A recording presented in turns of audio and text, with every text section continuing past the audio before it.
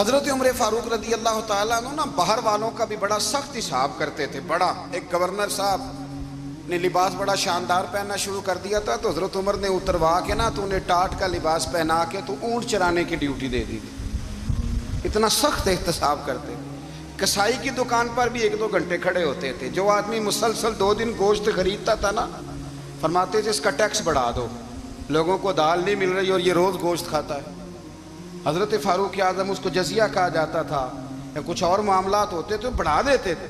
مسلسل جو 2 دن آدمی گوشت کھاتا تھا فرماتے تھے مدینے میں غربت ہے, اگر یہ والا نظام تم کرو گے تو غریب لوگ کس کی طرف دیکھیں گے. لیکن اس سے زیادہ بڑھ کر جو ان کی زندگی کا معیار اور سٹیٹس تھا وہ یہ تھا کہ اپنے گھر کا خاص خیال رکھتے, خاص توجہ کرتے. ملک شام سے اور ایران سے کچھ لوگ آپ کی خدمت میں آئے تو وہاں سے کچھ کنیزیں بھی آئیں. ان کے بادشاہ پیغام لے کے شاہ ایران کی کنیز کو ملکہ نے کہا کہ نا حضرت عمر کی زوجہ کو دیکھ کے آنا ذرا کس طرح کی ہے. ہمارے ملک میں کیا کہتے ہیں خاتون اول, جی خاتون, باقی سارے دوؤں میں خاتون اول. ذرا خاتون اول کو دیکھ کے آنا. تو وہ جب آئی نا گھر میں ملنے تو کہا کہ مجھے میری ملکہ نے کہا تھا کہ عمر کی زوجہ سے اہلیہ سے ملاقات کر کے آنا. تو حضرت عمر کی اہلیہ نے نا ایک جوڑا کپڑوں کا دے دیا ملکہ کے لیے اور ایک خوشبو کی شیشی دے دی. اب جب وہ تحفے وہاں بھیج گئے تو اس ملکہ نے نا کچھ سونے کا سامان بھیجا, کچھ زیورات بھیجے, کچھ تحائف بھیجے. جب حضرت عمر کے گھر آئے نا وہ خادم لے کے آیا, اس نے کہا جی آپ کی اہلیہ نے تحفے بھیجے تھے. تو جواب میں شاہ ایران کی بیوی نے یہاں جس ملک کا وہ سفیر تھا انہوں نے بھی یہ بھیجے ہیں. تو حضرت عمر فاروق نا وہ تحفے لے کے گھر گئے تو جا کے کہنے لگے اپنی اہلیہ سے یہ تو کب سے تحفے تحائف بھیجنے لگ گئی ہے, یہ کب سے نظام شروع ہو گیا؟ تو کہ حضور تحفہ دینا لینا تو ٹھیک ہے, سنت ہے, محبت بڑھتی ہے, تو یہ کوئی قباحت نہیں, اور میں نے اپنی ذاتی استعمال کے لیے جو چیزیں رکھی تھی وہ میں نے دی ہیں. تو حضرت عمر فاروق رضی اللہ تعالیٰ عنہ فرمانے لگے ہم نے کسی ملک کے ساتھ اور اس کے بادشاہ کے ساتھ ذاتی تعلق نہیں بنانا, تعلق جو بھی بنے گا رسول اللہ کے دین کی برکت سے بنے گا. ذاتی رشتے نہیں ہم نے قائم کرنے. ذاتی آپ کے ملک کی جو ایئر لائن جس کا ہر سال خسارے کا ڈنڈورا پیٹا جاتا ہے نا, وہ ہمارے بادشاہ صاحب اور صدر صاحب اگر غیر ملکیوں کو گھوڑا کبھی بھیجنا ہو نا, گھوڑا, تو پورا ایک جہاز گھوڑا لے کے تحفے میں جاتا ہے. پورا جہاز غریب قوم کا یہ سرمایہ, اور قوم بڑی بادشاہ ہے, لائنوں میں لگ کے ووٹ دیتی ہے. 2 کام ہمیشہ لائن میں لگ کے کرنے, ایک بل لائن میں لگ کے جمع کرانا ہے اور ایک ووٹ لائن میں لگ کے, تاکہ پھر پورے 5 سال لائن میں ہی لگے رہیں. مرضی سے آپ ووٹ دینا پر جو بات درست ہے اس کو سنو. حضرت عمر فاروق رضی اللہ تعالیٰ عنہ نے اپنی اہلیہ سے پوچھا کتنے کا تھا وہ تیرا جوڑا اور خوشبو کی شیشی؟ انہوں نے کہا 3 دینار کی. فرمایا یہ 3 دینار تیرے اور باقی جو تحفے آئے ہیں وہ تو خود کہہ, چونکہ اس نے تیرے نام بھیجے ہیں, تو کہہ کہ میں مال غنیمت میں دیتی ہوں, تو کہہ میں مسلمانوں کو کہہ. تو زوجہ ہنس پڑی, کہنے لگی میں نہ بھی کہوں تو مجھے کہنا تو پڑے گا ہی, کہنا تو میں نے ہے ہی, کیونکہ سامنے عمر فاروق ہیں, لہذا فرمایا کہہ دیتی ہوں میں نے دیا خزانے کو. حضرت عمر نے جمع کرا لیا. میں یہ کیا بات ہے, میرے گھر والے جو مرضی کریں, ان کا معیار زندگی جس طرح کا مرضی ہو. اور حضرت عمر ایک جملہ کہا کرتے تھے, اللہ کرے کہ یہ باتیں اس دور حاضر میں ہماری سمجھ میں آئیں. حضرت عمر فاروق رضی اللہ تعالیٰ عنہ اپنے بچوں کو فرمایا کرتے تھے کہ بہت آدمی کو بھوک لگی ہو نا اور پھر اس کی پسند کا کھانا پکا ہو, جتنے شوق سے وہ اس کھانے کو دیکھتا ہے نا, فرمایا اس طرح پوری قوم اپنے بادشاہوں کے خاندان کو دیکھتی ہے. اس تیزی کے ساتھ دیکھتے ہیں کہ ان کے گھر میں کیا ہو رہا ہے, ان کا معیار زندگی کیا ہے, ان کا سٹیٹس کیا ہے. سیدنا فاروق اعظم رضی اللہ تعالیٰ عنہ نے اپنے گھر کے اندر اپنے بچوں, آپ کے بچے دونوں کاروبار کے لیے مصر گئے تو وہاں کے گورنر صاحب نے لوگوں سے, ایک بہت بڑا قافلہ گیا مدینے سے مصر تجارت کے لیے, جاتے ہیں نا آج بھی قافلے کئی ملکوں میں, تو یہ گئے تجارت کے لیے. تو حضرت عبداللہ ابن عمر, حضرت عبید اللہ ابن عمر, حضرت عمر کے دونوں بیٹے گئے. جناب عمر فاروق کے بچے جب وہاں پہنچے تو مصر کے گورنر نے نا لوگوں کو تعارف کرایا کہ یہ عمر فاروق کے بیٹے ہیں. یہ حضرت یہ چودھری کے بیٹے کو کون بتاتا ہے کہ تو چودھری کا بیٹا ہے؟ باہر والے بتاتے ہیں، گھر والے جی؟ اور سیٹھ صاحب کے بیٹے کو کون بتاتا ہے کہ تو سیٹھ صاحب کا بیٹا ہے؟ اور مالک کو کون بتاتا ہے کہ تو مالک کا بیٹا ہے اور یہ کرایہ دار ہے؟ یہ کون بتاتا ہے؟ یہ سوچ ہم دیتے ہیں بچوں کو۔ چودھری اور کمی کی سوچ، امیر اور غریب کی سوچ، مالک اور کرایہ دار کی سوچ، گھر کے مالک کی اور کام کرنے والے کی سوچ، یہ ہم دیتے ہیں۔ یاد رکھنا، یہ ہم دیتے ہیں، یہ ہمارا مزاج ہے، یہ باہر سے نہیں آتی۔ تو کوئی شہزادہ ہے، تو سیٹھ ہے، تو نواب ہے، یہ سوچ باہر سے نہیں آتی، یہ اماں سوچ دیتی ہے، اماں، یہ ابا سوچ دیتا ہے۔ اور پھر جب تباہی اترتی ہے تو اس کے ذمہ دار بھی باہر والے نہیں ہوتے، گھر والے ہوتے ہیں، گھر والے۔ ہمارے بچوں کی طبیعتوں پر زیادہ نقش باہر والوں کا نہیں ہوتا، گھر والوں کا ہوتا ہے، یاد رکھیے گا۔ حضرت عمر فاروق رضی اللہ، بچے ہیں، شہزادے ہیں، وہ کاروبار کرنے گئے اور وہاں لوگوں نے بتایا، گورنر صاحب نے، کہ یہ فاروق اعظم کے بچے ہیں، امیر المومنین کے۔ لوگوں نے ان سے زیادہ مال خریدا، تجارت میں زیادہ نفع ہوا۔ ظاہر ہے کہ وہ آپ کے جو اللہ خیر کرے حکمران ہیں، ان کے کاروبار کتنے ملکوں میں ہیں، کس بنیاد پر ہیں؟ وہ صرف اس بنیاد پر کہ وہ حکمران رہے، ان کے لیے آسان تھا بڑے لوگوں سے تعلقات بنانا۔ حضرت عمر فاروق رضی اللہ تعالیٰ عنہ کے بچے ڈھیروں مال کما کے جب واپس آئے نا، تو حضرت عمر سے آ کے بچوں نے بطور محبت کا، ابا جی اللہ نے بڑا ہی فضل کیا ہے، بڑا مال کمایا الحمدللہ، یہ دیکھیں کتنا نوازا ہے۔ تو حضرت عمر کہنے لگے، سارے قافلے نے اتنا ہی کمایا ہے؟ سارے قافلے نے اتنا ہی کمایا ہے؟ کہ حضور نہیں، سارے قافلے نے اتنا نہیں کمایا، سب کو اتنا نہیں ملا۔ وہ تو وہاں گورنر صاحب نے لوگوں کو تعارف کرایا تھا کہ یہ عمر کے بچے ہیں، تو لوگوں نے پھر ہم سے بڑا ہی خریدا۔ تو حضرت عمر فرمانے لگے، ٹھیک ہو گیا، میں بات سمجھ گیا ہوں، اس طرح کرو، جو تمہاری اصل زر تھی نا، جو راز تھی، وہ رکھ لو، اور باقی سارا مال مال خزانہ میں جمع کرا دو، اس لیے کہ یہ تم نے تجارت نہیں کی، یہ تم نے اپنے باپ کا نام بیچا ہے، یہ تم نے امیر المومنین کے بیٹے ہونے کا فائدہ اٹھایا ہے۔ فرمایا یہ تمہارا نہیں حق، یہ مسلمانوں کا ہے، اس لیے کہ یہ مال تم نے محنت سے نہیں کمایا، یہ باپ کی کرسی کا فائدہ اٹھایا ہے۔ اور فرمایا اگر تم نے مال جمع نہ کرایا تو میں مال بھی لے لوں گا زبردستی اور کوڑے بھی ماروں گا، ڈبل سزا دوں گا، مرضی سے جمع کراؤ گے تو کوڑوں سے بچ جاؤ گے۔ بڑے بیٹے نے تو جمع کرا دیا، تو چھوٹا تھوڑا پریشان ہوا، تو حضرت عبداللہ ابن عمر چھوٹے کا ماتھا چوم کے کہنے لگے، بیٹے چپ کر کے جمع کرا، یہاں بھی فخر کر کے ہم عمر کے بیٹے ہیں، اور قیامت میں بھی فخر کریں گے کہ ہم فاروق اعظم کے بیٹے ہیں۔ یہاں بھی ناز کریں گے اور وہاں بھی ناز کریں گے کہ عمر کے بچے ہیں۔ ہمارے باپ نے خود بھی حلال ہی کھایا ہے، اور جب ہماری کمانے کی باری آئی ہے تو ہمیں حکم بھی حلال کھانے کا دیا۔ بھائی ہمارا مزاج نہیں۔ بچہ جب لے کے آتا ہے 2 لاکھ روپیہ تو کبھی پوچھے کہاں سے آیا ہے؟ جب وہ پہلے دن غلط دوستوں کے پاس جا کے بیٹھتا ہے تو کبھی نکالا ہے گھر سے اسے؟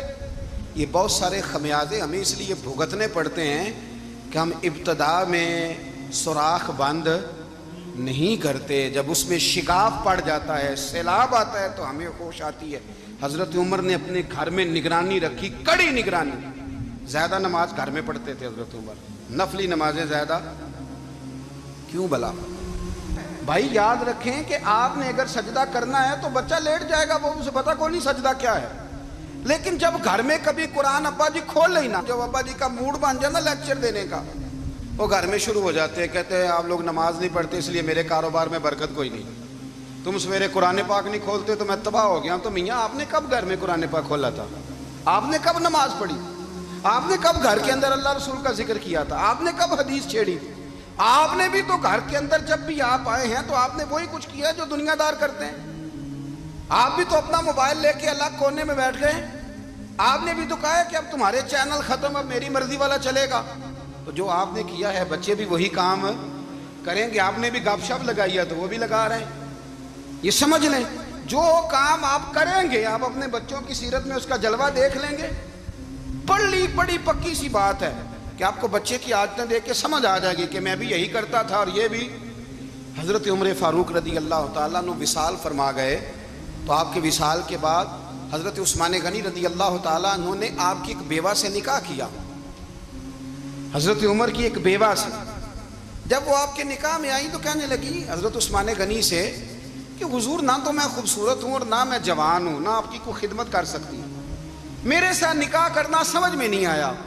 کیا شاندار جواب دیا حضرت عثمان غنی نے، کیا خوبصورت جواب دیا۔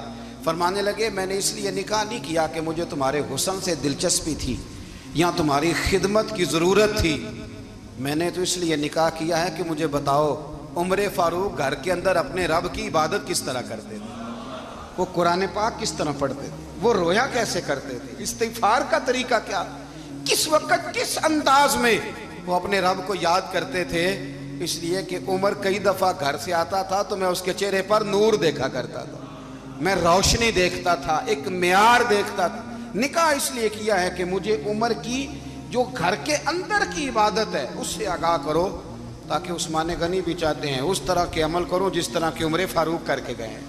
بھائی جب تک ہم اپنے گھر میں وہ توجہ نہیں دیں گے، وہ مزاج دیکھیں نا، ہمارے گھروں میں جب نقشہ پاس ہوتا ہے تو ٹی وی لان بھی اس میں ہوتا ہے، ڈرائنگ روم بھی ہوتا ہے، نماز کی جگہ بھی ہوتی ہے نقشے میں۔ صحابہ جب گھر بناتے تھے تو ایک مسجد بیت کا نقشہ پاس کرتے تھے، ذہن میں رکھتے تھے کہ یہ کونا نماز کے لیے، وہاں جوتے لے کے کوئی نہیں جائے گا، وہاں نماز پڑھی جاتی تھی، عورتیں وہاں اعتکاف کرتی تھیں۔ ٹی وی لان تو آ گیا ہے اور گھر کے اندر ٹی وی رکھنے کے لیے تو ایک کمرہ الگ سے بنا دیا گیا ہے، اور اب جو نئے نقشے پاس ہو رہے ہیں اس کے اندر گھروں کے اندر جگہ بنائی گئی ہے جہاں کمپیوٹر رکھے جائیں گے، اور بچوں کے لیے وائرنگ ہوگی نیچے تاکہ انہیں کوئی مشکل درپیش نہ ہو۔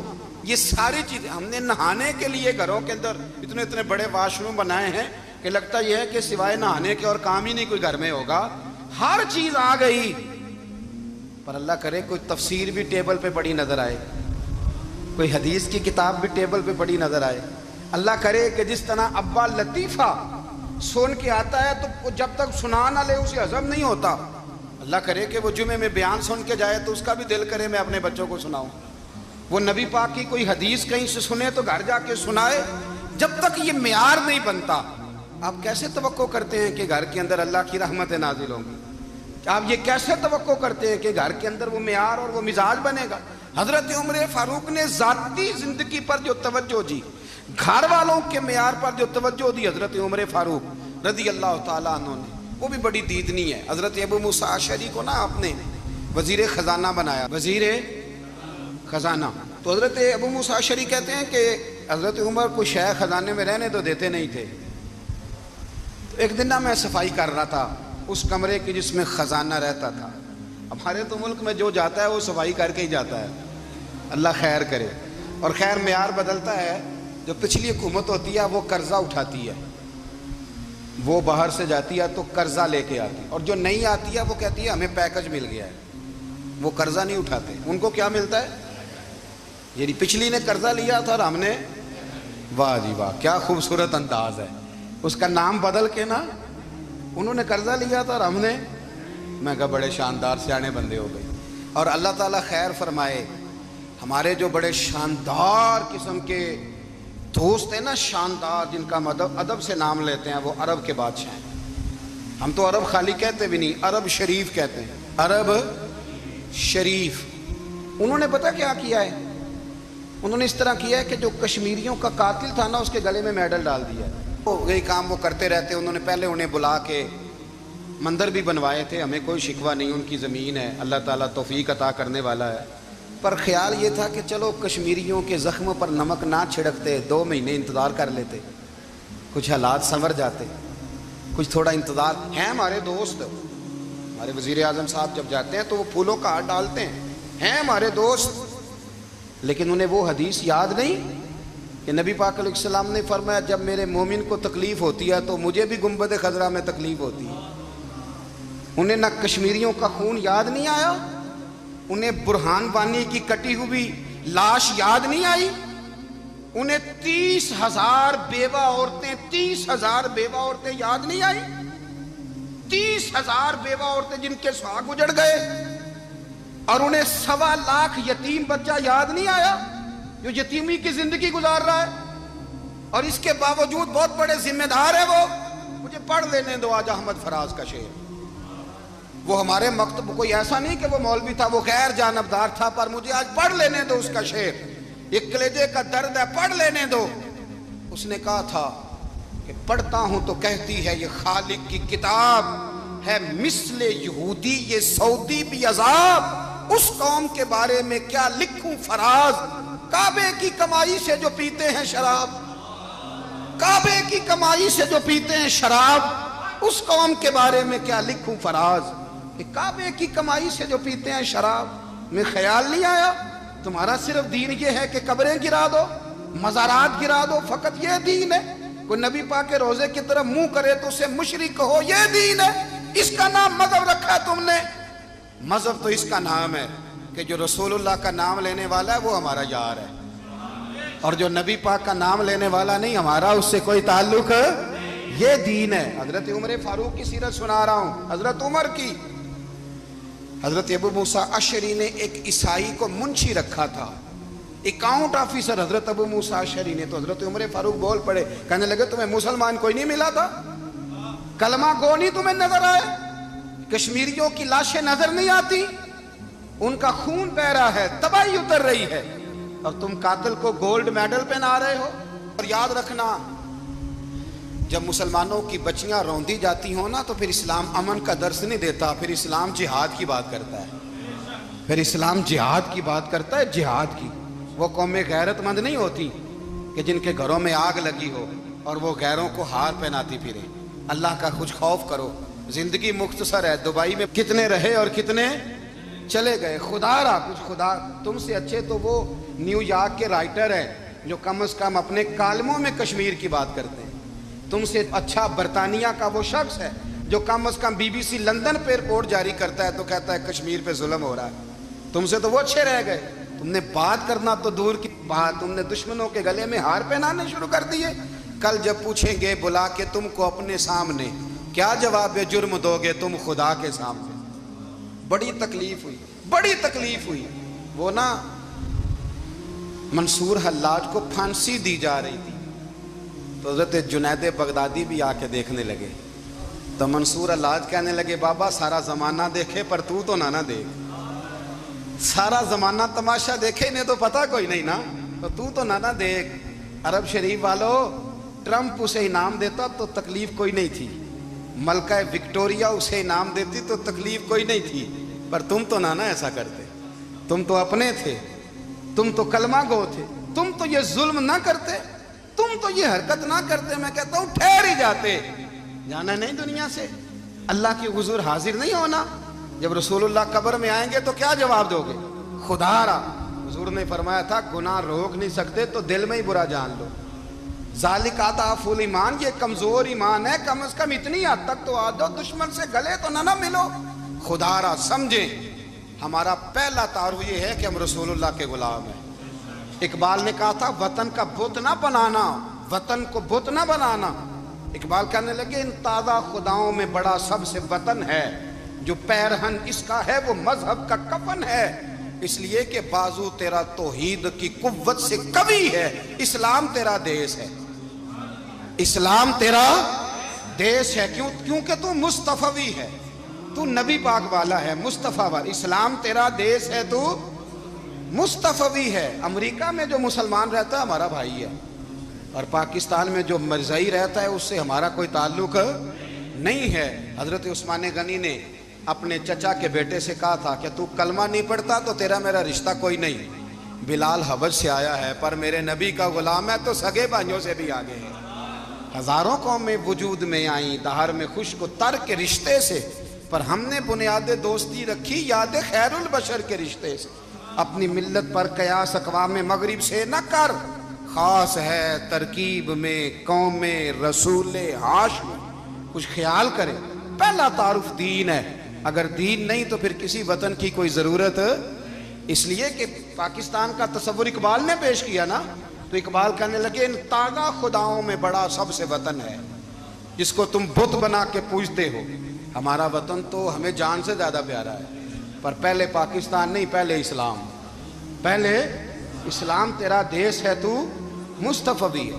تو آمدہ برسر مطلب حضرت عمر فاروق رضی اللہ تعالی عنہ، حضرت سیدنا ابو موسیٰ اشعری کہتے ہیں کہ میں نے نا صفائی کی، مال غنیمت کی میں نے صفائی کی، تو 1 دینار مجھے نا کہیں پڑا ہوا مل گیا، تو فرماتے ہمیں اجازت ہوتی تھی کہ 1 آدھ دینار ہم اپنی مرضی سے کہیں خرچ کر سکتے تھے۔ اگر آپ ناراض نہ ہوں تو ہمارے ہاں جب چیئرمین صاحب، ناظم صاحب ٹھیکے دیتے ہیں تو ٹھیکیدار ان کا چھوٹا بھائی ہوتا ہے، یا چچا کا بیٹا ہوتا ہے، یا خالہ کا بیٹا ہوتا ہے، وہ خود ناظم ہوتے ہیں اور ان کا چھوٹا بھائی ٹھیکیدار ہوتا ہے، یعنی وہ نا سارا کچھ گھر کے اندر ہی رہتا ہے، گھر کے اندر ایک پیسہ دیتا ہے، دوسرا واپس اس کو واپس کر دیتا ہے، گھر کے اندر ہی۔ اب تو خیر ہمارے لوگ سمجھدار ہو گئے، ایک بندہ ایک سیاسی جماعت میں ہوتا ہے، دوسرا دوسری میں، اور تیسرا جس کی بھی حکومت آئی، حکومت تو ہماری رہے گی نا،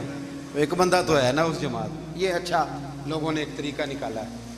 تو حضرت عمر کے بیٹا گزر رہا تھا، تو حضرت ابو موسیٰ اشعری کہتے ہیں میں نے صفائی کی تو 1 دینار نکلا، تو میں نے وہ 1 دینار نا حضرت عمر کے بیٹے کو دے دیا۔ میں نے کہا لو بیٹا اپنے چچا کی طرف سے تحفہ۔ اور گھر جا کے انہوں نے حضرت عمر کو بتایا کہ چچا نے پیسے دیے ہیں، چھوٹے بچے تھے۔ حضرت عمر نے حضرت ابو موسیٰ اشعری کو بلا لیا اور بلا کے فرمانے لگے میں تو تمہیں اپنا دوست جانتا تھا اور تو نے میری اولاد کو ہی دنیا دار بنانا شروع کر دیا، میرے بچوں کو ہی تم نے دنیا دار پیسوں پہ لگانا شروع کر دیا، میں تو تمہیں یار سمجھتا تھا۔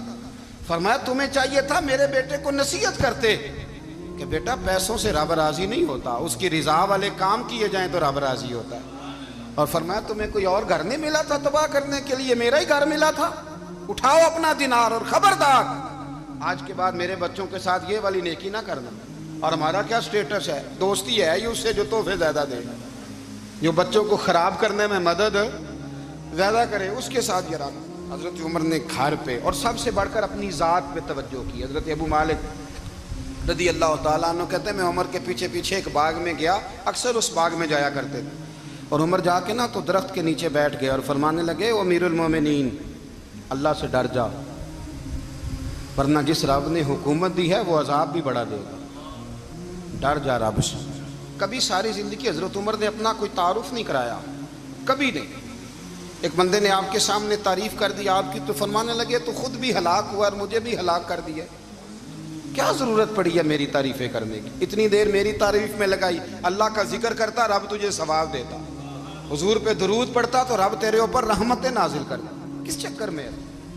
آج جتنا اچھی کوئی خوشامد کرے اتنی اچھی وزارت ملتی ہے، جتنی اچھی اس کو جو ہے وہ چاپلوسی کرنی آیا درجہ بھی اسے اتنا ہی اچھا ملتا ہے۔ حضرت عمر فاروق رضی اللہ تعالیٰ عنہ آپ کے بیٹے کہتے ہیں، صاحب فتوح الشام نے لکھا ہے، آپ کے صاحبزادے کہتے ہیں میں نکلا تو میرے ابا جی نا اپنی پشت پر مشکیزہ رکھ کے کنویں سے پانی بھر کے آ رہے، میں دوڑ کے آگے گیا، میں نے کہا ابا جی مجھے دے دے۔ فرمانے لگے بیٹا تیرا کیا خیال ہے، کوئی اور نہیں تھا مشکیزہ بھر کے لانے کے لیے، تیرا کیا خیال ہے؟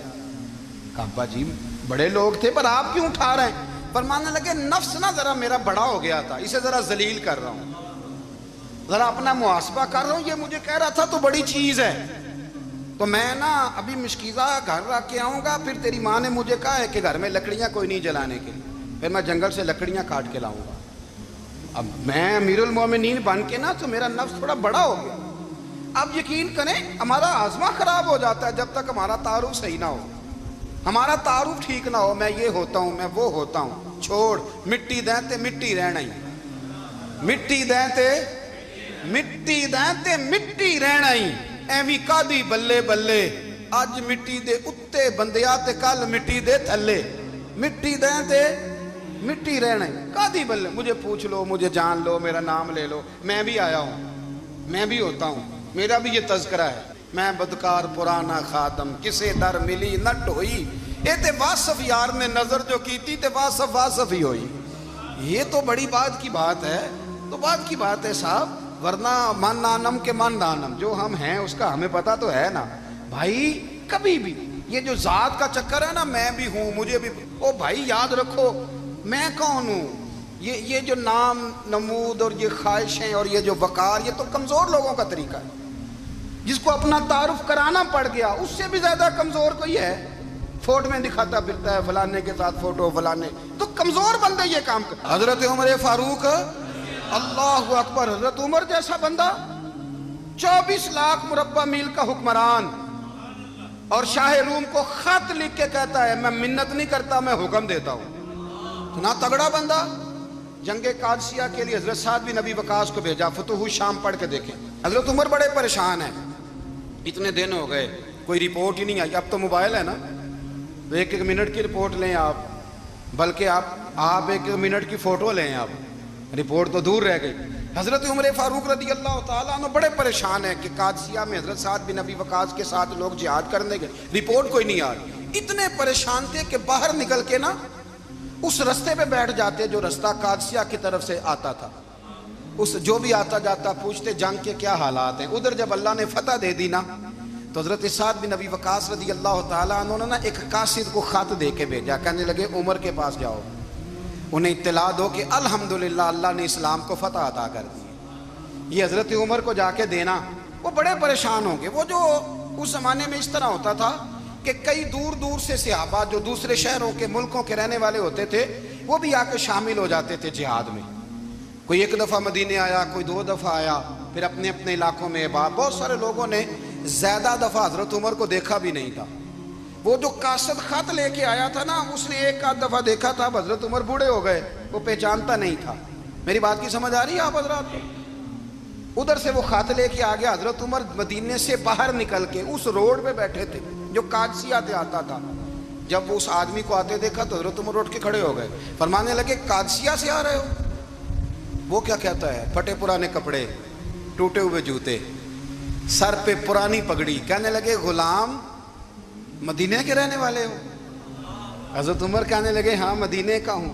کہا میں قادسیہ سے آیا ہوں، الحمدللہ اللہ نے اسلام کو فتح دے دی ہے، الحمدللہ کفر کی کمر ٹوٹ گئی ہے۔ اس نے یہ بات کر کے تو گھوڑے کو ایڑی لگائی، گھوڑا دوڑنے لگا مدینے کے۔ حضرت عمر بھی ساتھ ساتھ دوڑ رہے ہیں۔ فرمانے لگے اچھا بتاؤ خالد بن ولید کا کیا حال ہے؟ تھوڑا آگے جا کے فرمانے لگے اسامہ بن زید کیسے ہے؟ وہ کہتے ہیں ٹھیک ہے۔ پھر اس نے اور گھوڑا، عمر ساتھ ساتھ دوڑ رہے ہیں، ساتھ ساتھ 24 لاکھ مربع میل کا حکمران، ایک جوتا پیر سے نکل گیا، عمر دوڑ رہے ہیں۔ آگے جا کے پوچھتے ہیں سعد بن ابی وقاص کا کیا حال ہے؟ کہ حضور وہ بھی ٹھیک ہے۔ کتنے لوگ میرے شہید ہو گئے مسلمانوں میں سے؟ کہنے لگا صحیح گنتی کا نہیں پتا، یہ لفظ ادا ہوتے ہوتے مدینے کی سرحد آ گئی۔ لوگوں نے عمر کو گھوڑے کے ساتھ دوڑتے دیکھا تو کہا امیر المومنین کیوں دوڑ رہے ہیں؟ وہ غلام چھلانگ لگا کے نیچے آیا، قدموں میں بیٹھ گیا، کہنے لگا حضور آپ نے بتایا ہی نہیں آپ امیر المومنین ہیں۔ آپ فرمانے لگے کیا بتاتا؟ میں تو اونٹ چرانے والے کا پتر ہوں، کیا بتاتا؟ وہ عمر ہوں جس نے اپنے گناہوں کا حساب دینا ہے، کیا بتاتا؟ جو سعد بن ابی وقاص کو جہاد پہ بھیج کے خود بزدلوں کی طرح گھر میں بیٹھا ہے، کیا بتاتا؟ کوئی حیثیت نہیں، کوئی تار۔ تو نے اچھا کیا، تو تو مجاہد تھا، مجھے ساتھ ساتھ دوڑایا، تو نے اچھا کیا۔ جتنے لوگ تھے چیخیں مار کے رونے لگے۔ حضرت فاروق اعظم سے کہنے لگے عمر جب تک تیرے جلوے رہیں گے اللہ کامیابیاں ہی عطا فرمائے گا، جب تک تیرا رنگ رہے گا اللہ تعالیٰ نوازتا ہی رہے گا۔ کچھ نہیں، کبھی اپنا آپ ظاہر ہی نہیں کیا۔ بہت بڑے تھے، بہت بڑے تھے حضرت عمر، بڑے تھے، لیکن ساری زندگی اپنے محاذ۔ حضرت ابو رافع غلام تھے، قرآن پاک بڑا سونا پڑھتے تھے۔ حضرت عمر جب بھی انہیں ملتے کہتے ابو رافع تو عمر سے اچھا ہے، قرآن بڑا شاندار پڑھتا ہے۔ تو وہ کہتے حضور اگر میں قرآن صحیح پڑھتا ہوں تو آپ کو قرآن کی تشریح زیادہ صحیح آتی ہے، آپ بھی تو مجھ سے افضل ہیں۔ تو آپ فرماتے نہیں پھر بھی تو مجھ سے افضل ہے۔ کیوں؟ اس لیے کہ تو اپنے غلام اپنے آقا کی نوکری بھی ٹھیک کرتا ہے اور رب کی عبادت بھی ٹھیک کرتا ہے، اور مجھے خالص صرف عبادت کرنی ہوتی ہے وہ بھی ٹھیک نہیں کر پاتا۔ ساری زندگی اپنا محاسبہ، ساری زندگی اپنے گریبان میں دیکھا، ساری زندگی اپنے آپ کو پرکھا، اپنے آپ کو ٹٹولا۔ 62 سال عمر بیت گئی۔ حضرت حذیفہ بن یمان ایک صحابی تھے، میرے نبی کریم علیہ السلام نا ان سے راز کی باتیں کرتے تھے۔ ہر بندے کا ہاضمہ ٹھیک نہیں ہوتا، سب سے راز کی بات نہیں کرنی چاہیے۔ حضرت حذیفہ بن یمان کہتے ہیں حضور راز کی باتیں بتاتے ہیں۔ مدینہ منورہ میں جو منافقین تھے ان کی لسٹ بھی نبی پاک نے حضرت حذیفہ بن یمان کو دی تھی۔ جب کوئی مشکوک آدمی مر جاتا نا تو صحابہ کہتے ہیں ہم دیکھتے اگر حضرت حذیفہ نے جنازہ پڑھا ہے تو ہم بھی جنازہ پڑھ لیتے۔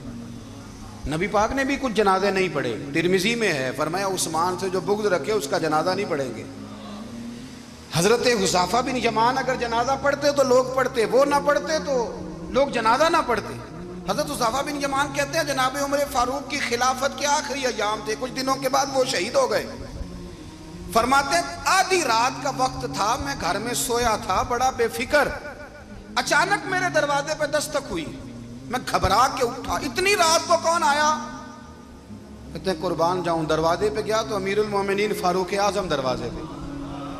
میں نے کہا عمر کوئی حکم تھا تو مجھے بلا لیتے۔ کہنے لگے میں نا امیر بن کے نہیں آیا، تیرا ویر بن کے آیا ہوں۔ امیر المومنین کی حیثیت سے سرکاری کام سے بلاتا تو وہاں بلاتا، مجھے ایک ذاتی کام پڑ گیا۔ کہتے ہیں میں نے عمر کو گھر کی اندر بلا کے چارپائی پہ بٹھایا، میں نے کہا حضور میں غریب آدمی میں کیا آپ کے کام آ سکتا ہوں؟ تو کہتے ہیں انہوں نے نا مجھے ساتھ بٹھا لیا، پھر میرا ہاتھ پکڑ لیا، کہنے لگے تو عمر کو جانتا ہے؟ عمر جھوٹ نہیں بولتا۔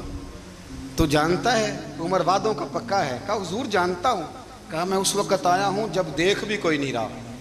حضرت حذیفہ بن یمان کہتے ہیں پریشان ہو گیا، حضور پہلیاں نہ بجھوائے، مہربانی کریں بتائیں کدھر آئے ہیں؟ حضرت عمر فاروق فرمانے لگے 62 سال کا ہو گیا ہوں، 63 میں چل رہا ہے، داڑھی سفید ہو گئی ہے، پھل پک گیا، اٹھ فریدہ ستیا، داڑھی آ گئی پور، اگا نیڑے آ گئی، پیچھا رہ گئی دور، اپنا اب قبر اشر کا معاملہ صاف نظر آنے لگا ہے۔ کہا حضور مجھ سے کیا چاہتے ہیں؟ حضرت عمر رو پڑے، کہنے لگے آج میں عشاء کے بعد نکلا ہوں تو نبی پاک کے صحابہ مجھے نیک کہہ رہے تھے، پھر میں نے بچوں کی ماں سے اور بچوں سے بھی پوچھا ہے، وہ بھی مجھ سے راضی ہیں، پر حذیفہ تیرے ساتھ نبی پاک راز کی باتیں کرتے تھے، سچ بتا کہیں عمر کا نام منافقوں میں شامل تو نہیں؟ سچ بتا ان منافقین میں تو شامل نہیں، کہیں اوپر سے تو نہیں سارا کچھ؟ حضرت حذیفہ بن یمان کہتے ہیں میں باپ کے مرنے پہ اتنا نہیں رویا جتنا عمر کے سوال پہ رویا۔ میں قدموں میں بیٹھ گیا، میں نے کہا نہیں عمر یہ تو میں نے نہیں سنا، لیکن یہ میں نے نبی پاک سے ضرور سنا ہے کہ میرے بعد اگر کوئی نبی ہوتا تو عمر ابن خطاب ہوتا۔ یہ میں نے اپنے کانوں سے سنا ہے کہ عمر جس گلی سے گزرے شیطان رستہ بدل جاتا ہے۔ یہ میں نے اپنے کانوں سے سنا ہے کہ 950 سال حضرت جبریل جناب عمر کی شان بیان کریں تو پھر بھی بیان نہیں ہو سکتا۔ یہ میں نے ضرور سنا۔ دوستو ساری زندگی حضرت عمر نے اگر دوسروں کا محاسبہ کیا تو اپنا اور اپنے بچوں کا بھی کڑا خیال رکھا۔